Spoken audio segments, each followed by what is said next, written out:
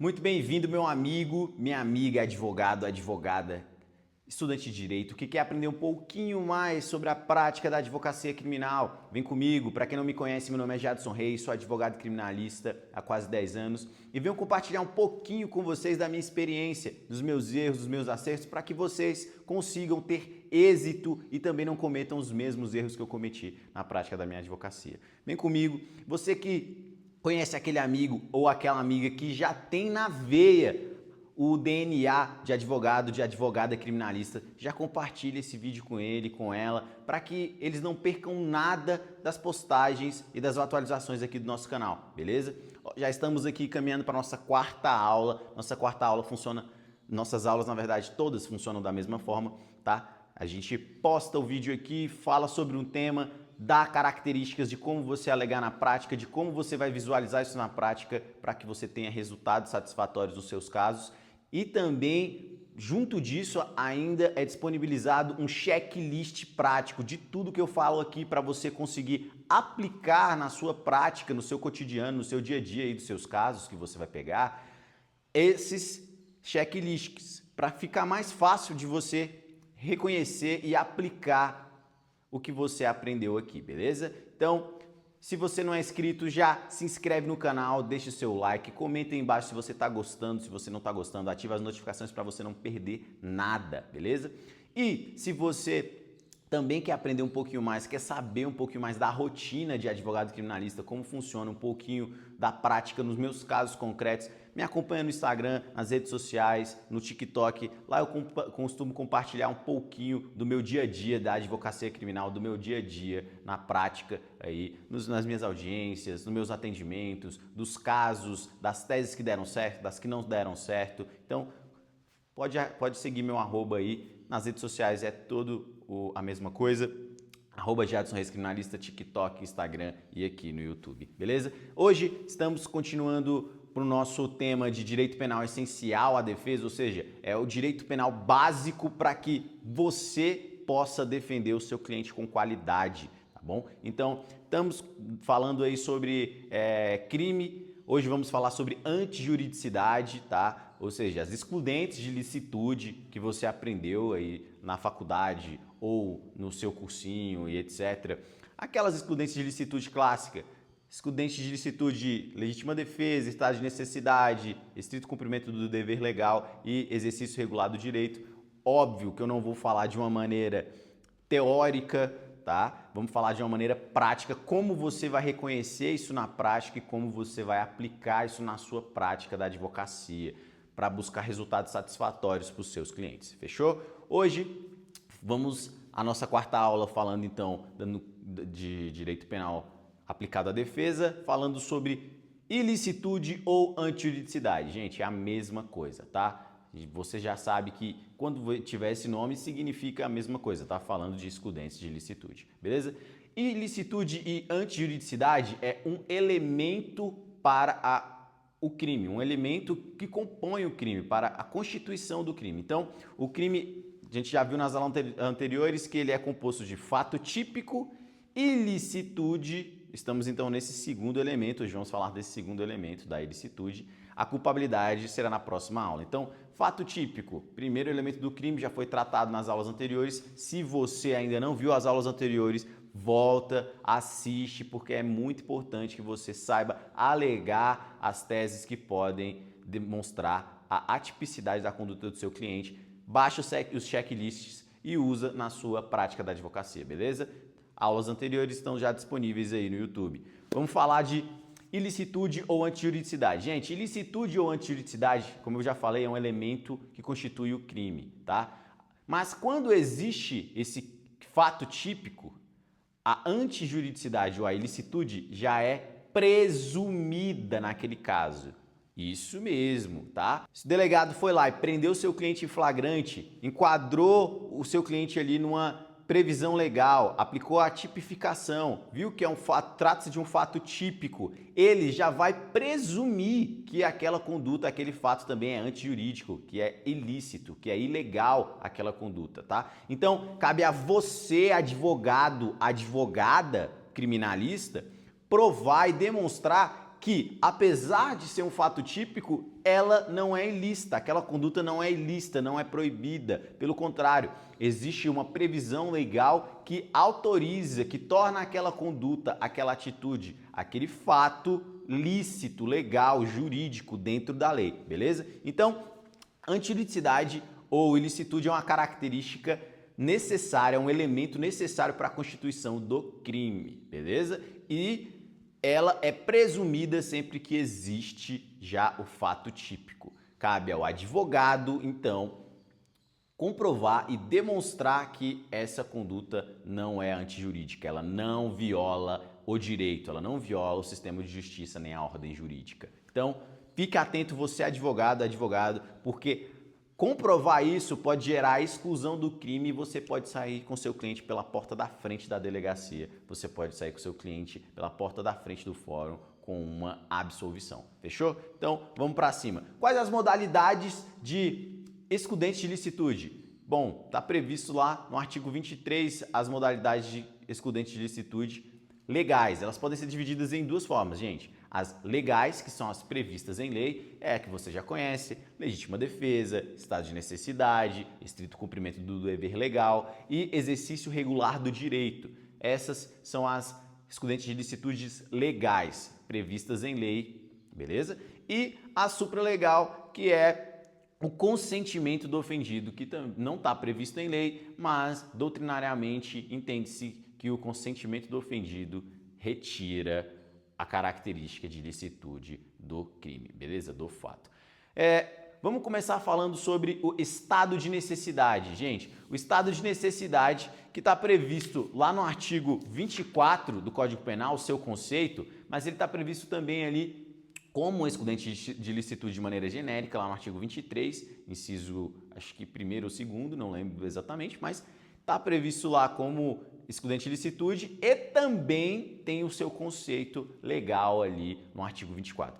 E aí o artigo 24 conceitua o estado de necessidade da seguinte forma: quem pratica o fato para salvar de perigo atual, que não provocou por sua vontade, nem podia de outro modo evitar, direito próprio ou alheio, cujo sacrifício nas circunstâncias não era razoável exigir. Que porra é essa, né, gente? Você só lê ali, é uma redação um pouco confusa, você fica assim, caralho, que o legislador quis falar com isso aqui, que porra é essa e tal. Mas na verdade, gente, é uma coisa bem simples, tá? Nada mais é do que um conflito ou um perigo atual ou iminente entre bens jurídicos tutelados, entre bens que o direito reconheceu como dignos de proteção do direito penal, beleza?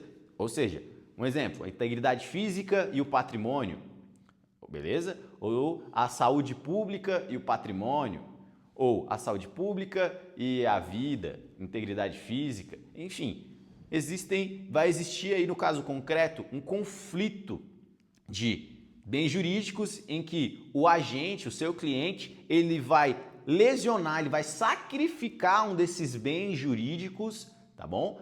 Para evitar que ocorra um dano, um risco a outro bem jurídico. Ele vai sacrificar um bem jurídico em razão do perigo de dano a outro ou do risco de dano a outro bem jurídico, beleza? Para ficar mais fácil, vou dar um exemplo para vocês. Imagina o seguinte: seu cliente está passeando no condomínio que ele mora, fechado ali, com o filho dele de 4 anos de idade. Está passeando no condomínio tranquilamente, quando de repente o seu cliente avista um pitbull solto ali na rua. Se o cliente já fica desesperado sem saber o que fazer, o pitbull já está vindo na direção deles, do filho dele. E aí o seu cliente não vê nada, olha para um lado, olha para o outro, não vê nada que ele possa fazer a não ser uma caminhonete parada ali, uma Dodge Ram. Uma Dodge Ram parada, estacionada na rua, não tem mais nada que ele possa fazer, os muros todos altos.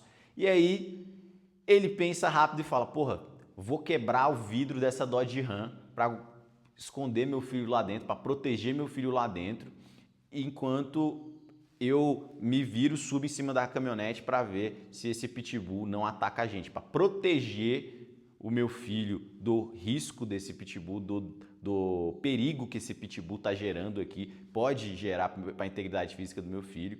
Ele vai lá, quebra o vidro da Dodge Ram, coloca o moleque lá dentro, sobe em cima da caminhonete e fica lá aguardando. Beleza? O pitbull chega para atacar, mas ele não consegue atacar nem a criança, nem ele. Não consegue ferir nem a integridade física, nem dele, nem da criança. Nesse caso, gente, o seu cliente, ele cometeu em tese o crime de dano, tá? Ele cometeu um crime de dano em relação à Dodge Ram, quando ele quebra o vidro ali da Dodge Ram. Ele destruiu ali um patrimônio. Mas isso só ocorreu em razão exclusiva do perigo que estava acontecendo naquele momento, o perigo iminente, que é o risco à integridade física, que também é outro bem jurídico protegido, tá? Lá no a lesão corporal é um dos crimes que viola a integridade física, homicídio, etc, dentre outros, tem como bem jurídico protegidos a integridade física. Então, seu cliente ele fez esse raciocínio, porra, é melhor eu quebrar um vidro da caminhonete e salvar a integridade física do meu filho e minha, ou eu ficar aqui, não quebrar o vidro da caminhonete e ter a minha integridade física totalmente violada, ferida, o pitbull estraçalhar meu filho ou a mim mesmo. Então, aí o seu cliente agiu completamente no estado de necessidade, beleza? E aí, para o reconhecimento desse estado de necessidade, existem alguns requisitos. E quais requisitos são esses? Requisitos, gente, podem se dividir de duas maneiras. Primeiro, os requisitos sobre a situação da necessidade e segundo, sobre a reação do agente, do seu cliente no caso aí, beleza? Os requisitos sobre a situação da necessidade. Primeiro, o perigo tem que ser atual ou iminente, tá? Não pode ser um perigo que não esteja acontecendo naquele momento ou na iminência de acontecer. Tem que ser contemporâneo com a ação em estado de necessidade. Ou seja, o risco tem que estar ocorrendo naquele momento em que seu cliente age em estado de necessidade. Não pode ser posterior ou antes. Tem que ser no momento ou na iminência ali, nos instantes daquela ação em estado de necessidade. O segundo é a ameaça de direito próprio ou alheio. O perigo tem que ameaçar o direito próprio ou alheio. Nesse caso específico, o perigo ameaçava tanto o direito próprio do seu próprio cliente, como do filho dele, da criança, a integridade física dele e da criança. Então, também tem que existir esse requisito aí. O terceiro requisito é o conhecimento da situação justificante. Ele tem que conhecer, saber, ter a consciência na psique dele que ele está agindo em razão do perigo que está acontecendo naquele momento. Ele tem que ter a consciência de que a sua ação está sendo dirigida em razão daquele perigo iminente em que ele percebeu, beleza? E por fim, dos requisitos da situação da necessidade, a não provocação da situação de perigo. Não pode ter sido o seu cliente que tenha soltado o pitbull, por exemplo, dentro do condomínio. Não pode o pitbull ser do seu cliente, tá? Então, ele não pode ter provocado o perigo que gerou o estado de necessidade. Os requisitos da reação do agente são os seguintes. Primeiro, proporcionalidade dos bens jurídicos em conflito, tá? Tem que haver uma proporcionalidade. Não podia ser o contrário, por exemplo, o cliente ele violasse a integridade física para salvar um bem patrimonial, por exemplo. O celular está dentro do carro.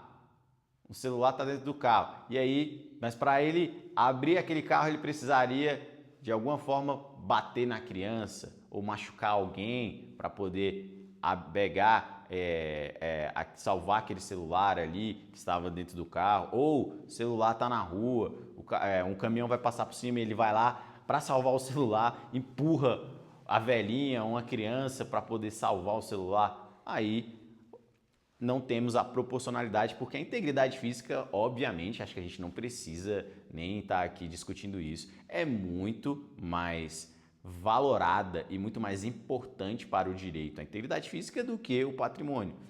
A integridade física sempre é mais valorável e tem valor maior do que o patrimônio, beleza? Então, um dos requisitos é esse, a proporcionalidade entre os bens jurídicos tutelados. Segundo, a inevitabilidade de lesão ao bem jurídico. O que significa isso? Significa que o seu cliente não tinha outra saída, não tinha outra forma de se proteger ou proteger o terceiro, senão lesionar o bem jurídico. nesse caso específico aí da caminhonete Dodge Ram, seu cliente, ele não tinha outra saída se não quebrasse o vidro. Os muros eram todos altos. Se ele não fizesse nada, o cachorro ia estraçalhar, ia arregaçar o seu filho, ia matar provavelmente o seu filho e ele ia assistir aquela tragédia na sua frente. Então, ele não poderia agir de outra maneira senão violar o bem jurídico, patrimônio, senão danificar a janela para poder salvar ali a sua vida e a do seu filho do perigo iminente. E por último, a inexistência do dever legal de enfrentar o perigo. O seu cliente não pode ter o dever, a obrigação legal, ele não poderia ser, por exemplo, ali, imagine que se ele fosse uma pessoa do corpo de bombeiros que estivesse em trabalho, em serviço, ele não poderia alegar o estado de necessidade para não agir, para não agir no perigo. Então ele não pode ter esse dever legal de agir para evitar o perigo, de enfrentar o perigo, como é o caso também de policiais, tá bom? Então ele não pode também ter essa qualidade, é um dos requisitos para o reconhecimento do estado de necessidade. E a classificação, gente, do estado de necessidade? Falar algumas classificações que é importante para a prática, tá? E aí eu vou falar para vocês por que é importante. Primeira classificação do estado de necessidade que é muito importante é o estado de necessidade defensivo, que é quando a situação em estado de necessidade se volta para quem provocou, contra quem provocou o perigo. Imagina a situação em que o dono da caminhonete fosse a pessoa que era dona do Pitbull também, o dono da Dodge Ram. E ele deixou o Pitbull sair ali no condomínio livremente e não se importou com isso. Deixou ele que criou esse risco, beleza? Então aí estamos diante do estado de necessidade defensivo. Já o estado de necessidade agressivo é quando a conduta do agente em estado de necessidade, aí no caso do seu cliente em estado de necessidade, se volta contra bem ou bem jurídico diferente de quem causou o perigo. Tá? Imagine que a Dodge Ram não fosse do vizinho, dono do Pitbull, mas de outro vizinho. Aí estaremos diante de um estado de necessidade agressivo. E por que você, advogada, tem que saber a diferença disso? Porque isso vai trazer reflexos lá na esfera civil, tá? No dever de indenizar. Somente o estado de necessidade agressivo gera o dever de indenizar, porque a pessoa que teve seu bem jurídico ali violado em razão do estado de necessidade, ela não provocou, ela não tinha nada a ver com o perigo, não foi ela que criou aquele perigo. Então, como é que ela vai ser prejudicada por um perigo que ela não criou em razão de um dano que um terceiro criou e gerou esse dano no patrimônio dela ou em algum bem dela, tá? Então, somente o estado de necessidade agressivo gera o dever de indenizar e o defensivo não, porque ele se volta, logicamente, contra quem criou esse perigo. Outra classificação do estado de necessidade é próprio ou de terceiro. Próprio, em razão aí, nesse caso do cliente, da sua integridade física própria, ele agiu para evitar perigo que ele mesmo estava na iminência de sofrer, e de terceiro também é o caso do filho dele, como em razão do filho dele. Ele agiu em estado de necessidade para proteger a integridade física do filho dele e não dele diretamente.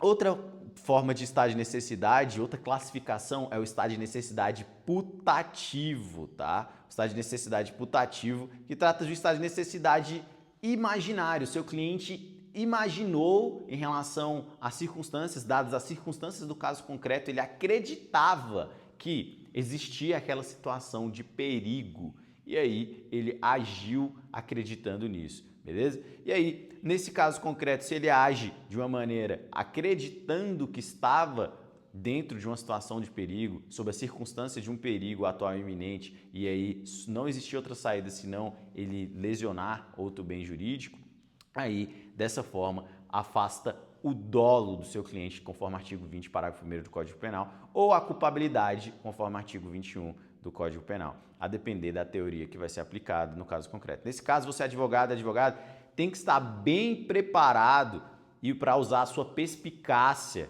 na advocacia, a sua perspicácia no momento do flagrante, porque se você conseguir comprovar ali, no momento do flagrante, que as circunstâncias que levaram o seu cliente a acreditar que ele estava sobre o perigo atual e iminente e estava agindo em estado de necessidade, você conseguirá demonstrar que aquela conduta do seu cliente não havia dolo, portanto, aquela conduta dele seria atípica, tá? E aí o seu cliente, por isso, deve ser colocado em liberdade, porque não existe crime. Se você assistiu a aula anterior, você vai entender essa questão da atipicidade, beleza? Porque não há dolo, se não há dolo, não há conduta típica. Logo, se você conseguir demonstrar isso, advogada, lá na sede da delegacia ainda, que seu cliente agiu em estado de necessidade, mesmo que putativo, porque as circunstâncias do caso concreto ali fizeram ele acreditar que existia essa situação de perigo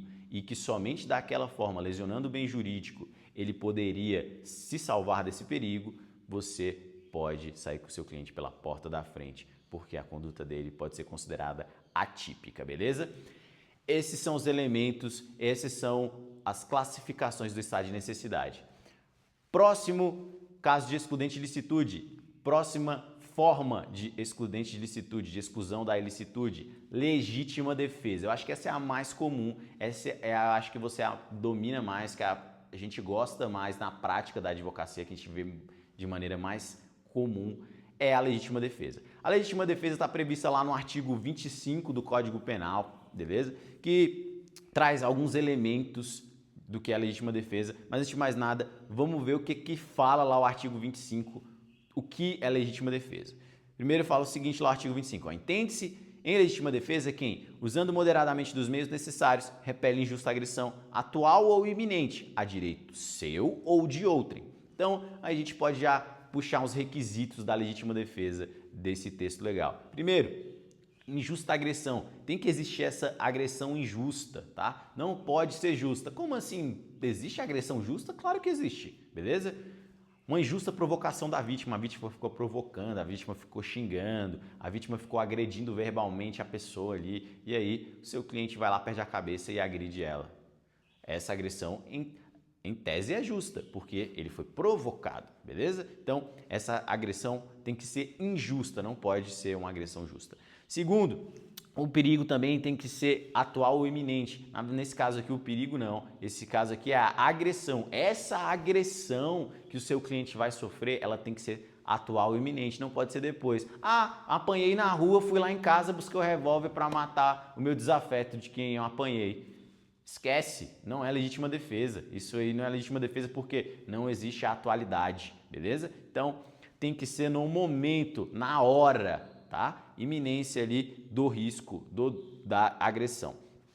Terceiro, uso moderado dos meios, tá? Então, tem que ser um uso moderado, somente o necessário para você repelir a injusta agressão.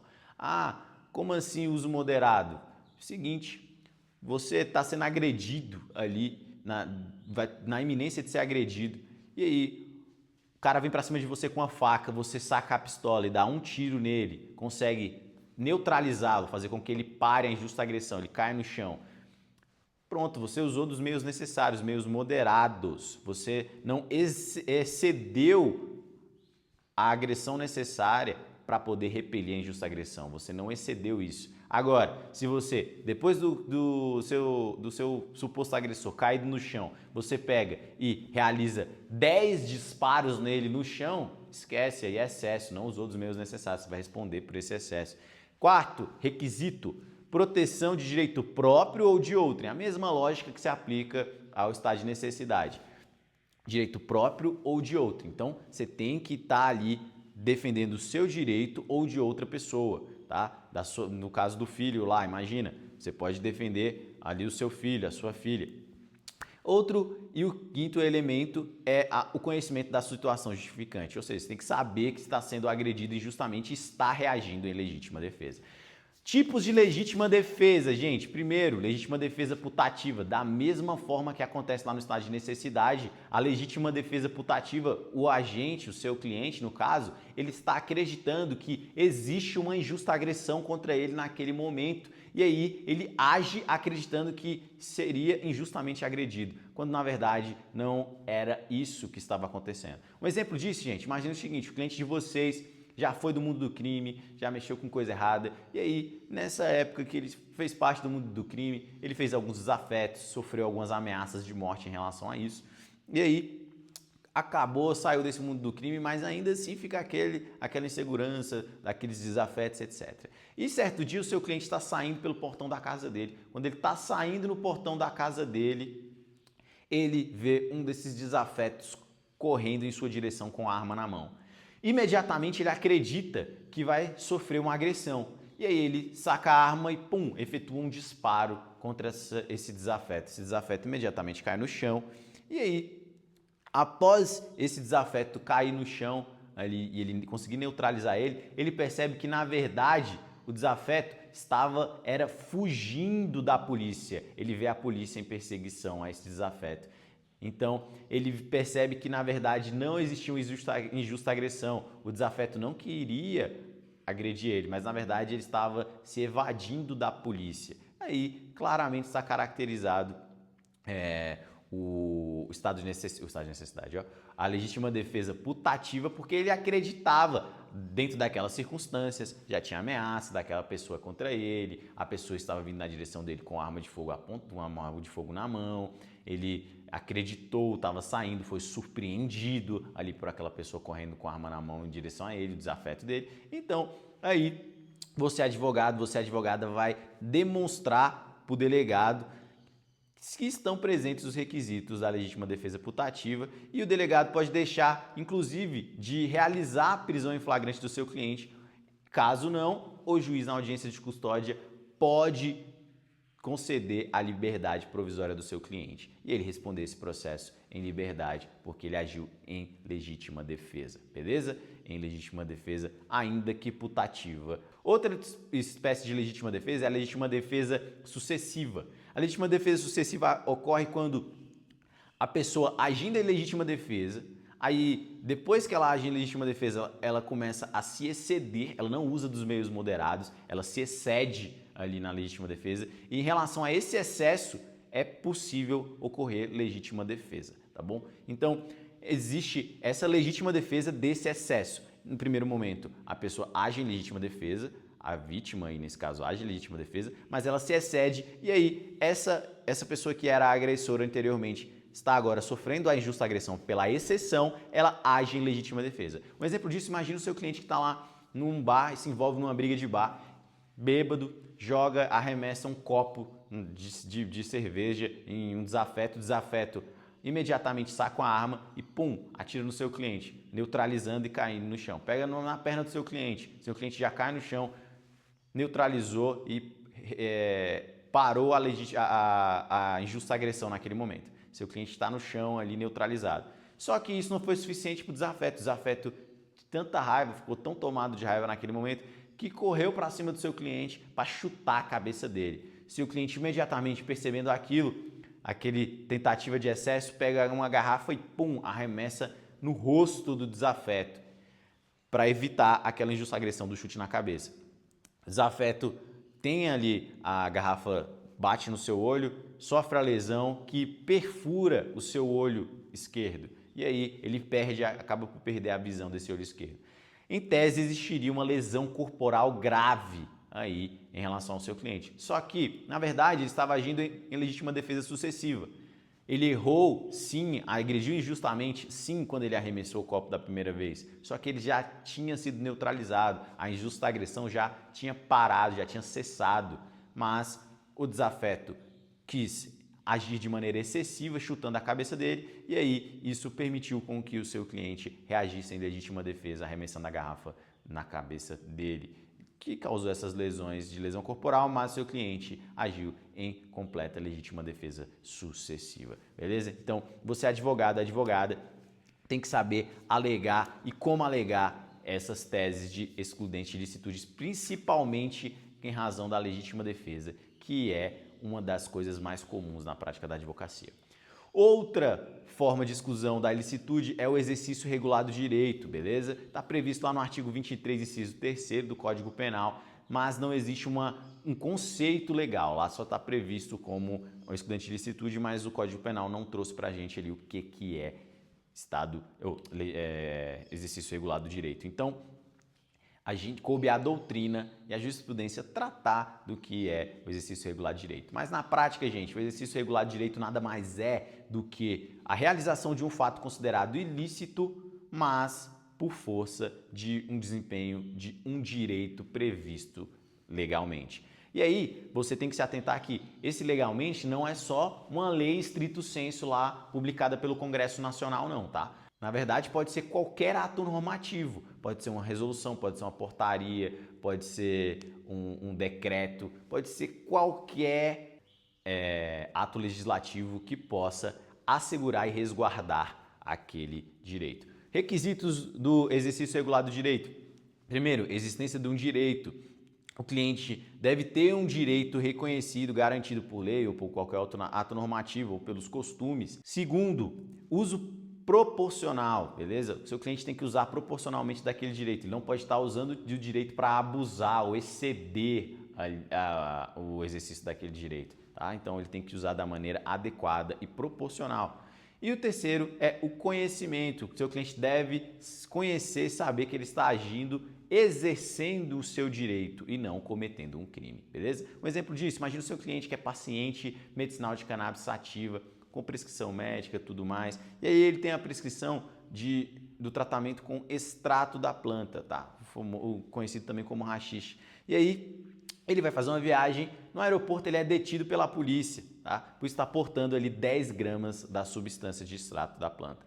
E aí, nesse caso, como ele possui prescrição médica, documentação médica e tudo mais, existe resolução da Anvisa autorizando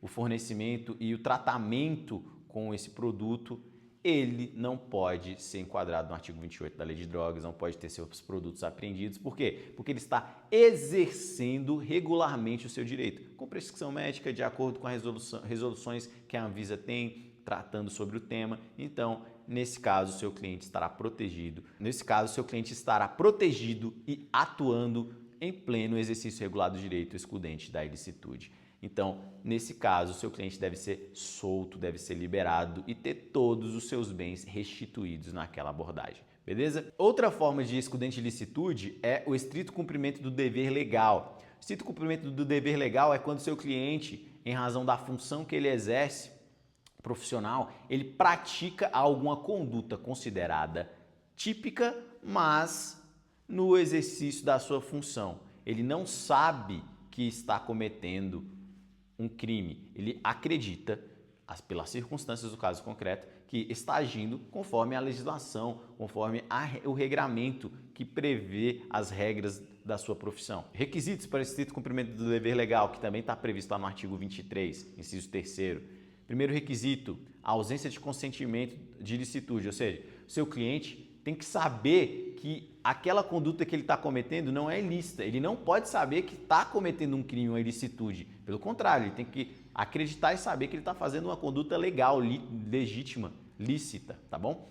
Segundo requisito é que o ato normativo, tem que existir um ato normativo autorizando ou determinando aquela conduta. Um exemplo disso, vamos pensar na seguinte forma. Imagine que um cliente contador te procura, porque um empresário em determinado momento chegou no escritório dele e falou: ó, contador, é o seguinte, eu preciso arrumar a minha empresa em relação aos tributos, a relação ao fisco e etc. Eu preciso recolher esses tributos, eu preciso regular a minha empresa, tá? Porque ela está toda irregular, eu tenho essa empresa aqui, estou ganhando dinheiro com ela, e aí eu preciso recolher esses tributos, preciso fazer o que tem que ser feito em relação tributariamente aí a minha empresa e fiscal. E aí o seu cliente contador vai lá, realiza todo esse procedimento fiscal, tributário da empresa, toda aquela burocracia.